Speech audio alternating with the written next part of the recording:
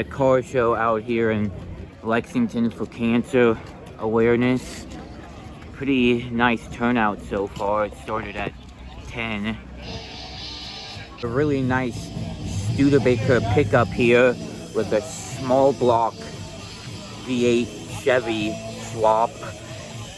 Got a Chevy right here, but it's actually a Cadillac because he's got a Cadillac V8 in it.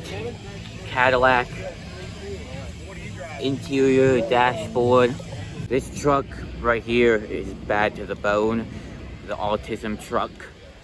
Check this monster out. Big blower on this baby. Got a GTR here in the show.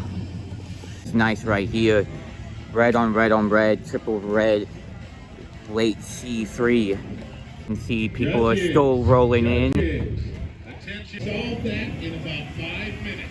All the judges to the registration table now, please.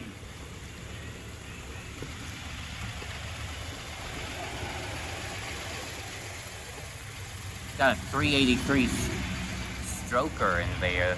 Wow.